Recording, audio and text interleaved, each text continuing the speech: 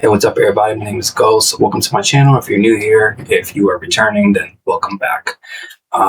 Basically, today is just kind of like a free-for-all. I haven't made a video in a very long time, and I don't want to wait for the perfect moment, so I just decided to wake up today and make a video. So that's why, hence, I'm just holding my microphone and I don't have my stand out. Anyways, in today's video, we're going to be going over UART and how to implement it bare metal, and I'm going to be using this microcontroller. This is the Nucleo F446RE. I'm trying to find it on the board. For some reason, I can't see it. I don't know why.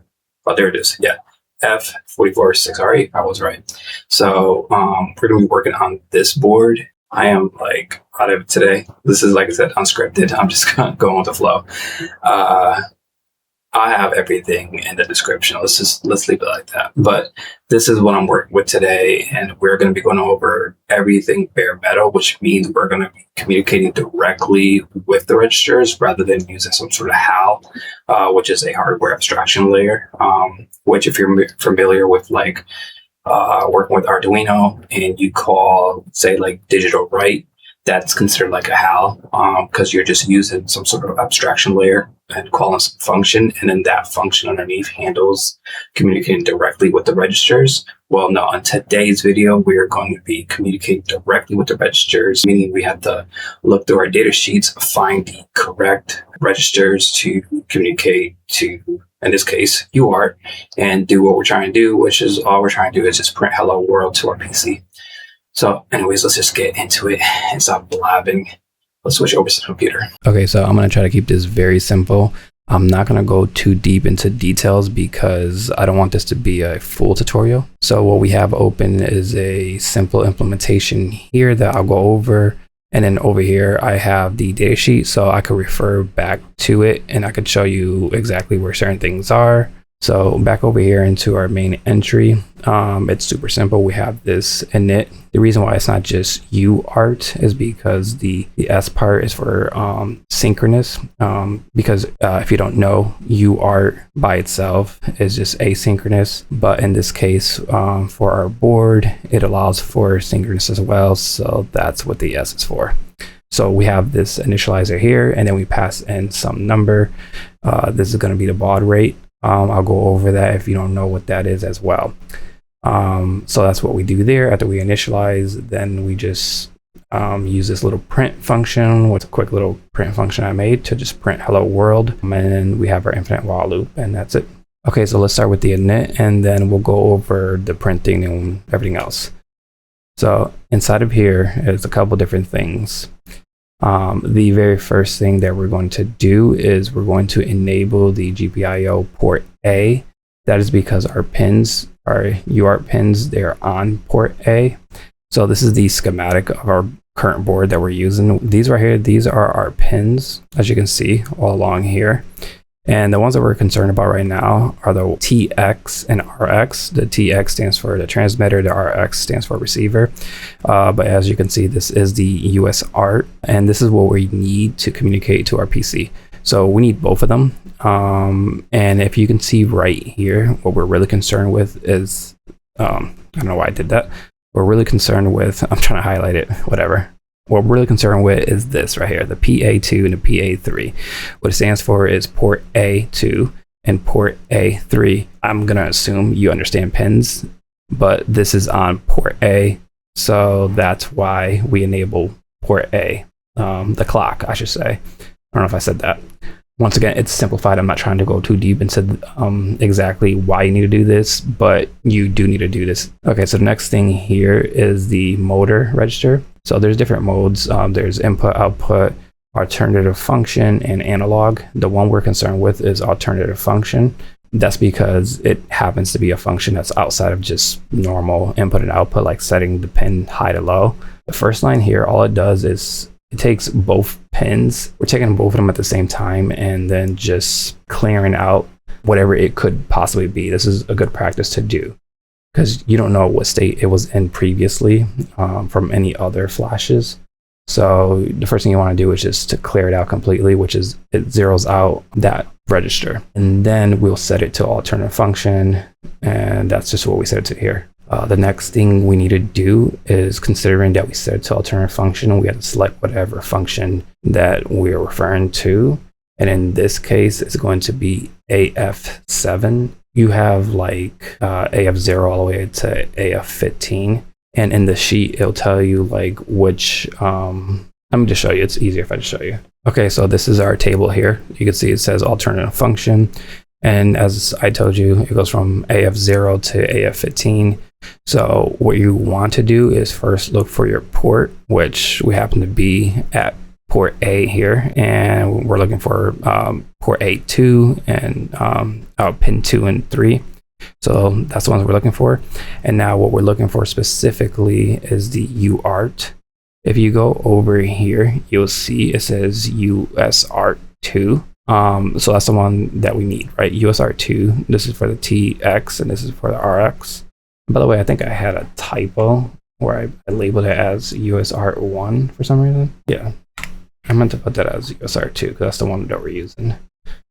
Didn't want to make that misleading because somebody definitely would have caught me in the comments. So anyways, yeah, you go over in the table and you see that this is where it is. So then if you go up, you see it's AF7. So that's what we use, AF7. So that's what we set it to. And this first line essentially does what this line does here.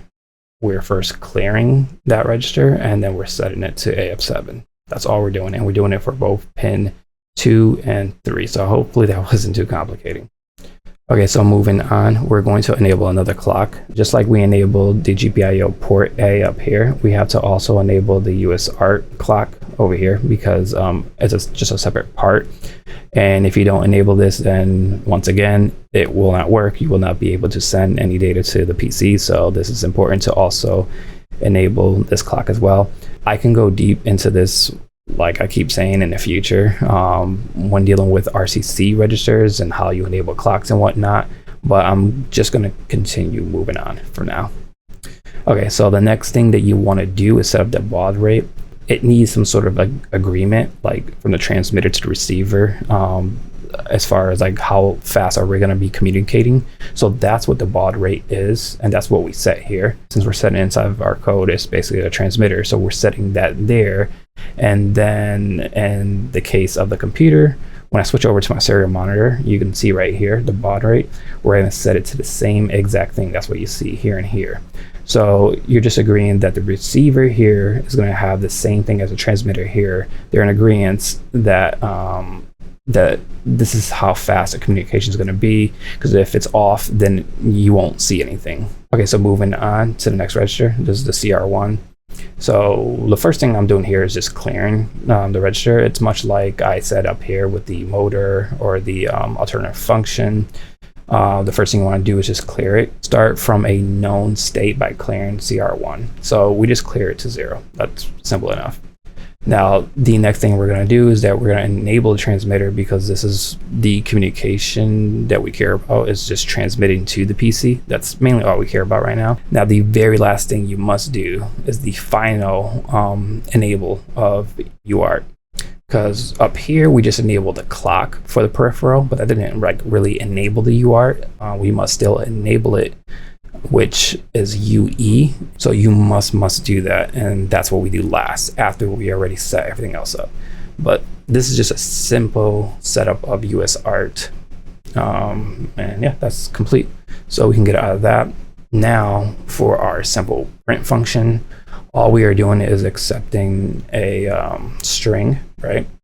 This is just checking to make sure that the string is valid. And then in this case, all we do is just iterate through the string until the null terminator. And then we pass each byte to our write USART byte, because that's how USART works. We send each byte at a time, so 8 bits at a time. So in this case, we're sending each character at a time. And that's what this function here does. So simply, the first thing we want to do is have this while loop. All this does is, as it says here, it waits for our DR register, which is this register here. It waits for that to to make sure that it's empty, basically, that it's ready for the next byte, right? So if it still has data there, then we want to continue to wait until that was sent, right, before we try to update it with new information. So that's all that does. So once this condition no longer works, then it breaks out of the loop, and then we actually take our byte and we update the data register, which will eventually send the byte to the PC, and that's it. And we just do that. We iterate the whole entire string until it's complete. And that's pretty much the implementation of our UART. In a future video, I'm going to go over this way more in depth and explain exactly like the whole entire process of UART, like, because there's like a whole thing with the start bit and the end bit, and there's so many different things that you can do with UART. So yeah, I'm going to go over that more in depth in the future, but I just want to make some simple, quick little video showing you a quick little implementation, which, by the way, everything you see here is just written really quickly. So this is just for education. This isn't something you want to use in a professional firmware. So yeah, don't judge. Yeah, I think I needed that. Nope, voice still shot. Yeah, excuse my voice. It's like really early in the morning. Yeah, it's like 6 o'clock in the morning right now. Anyways, that concludes the rest of this video. As I said earlier, I just wanted to make it really quick because I just wanted to make something.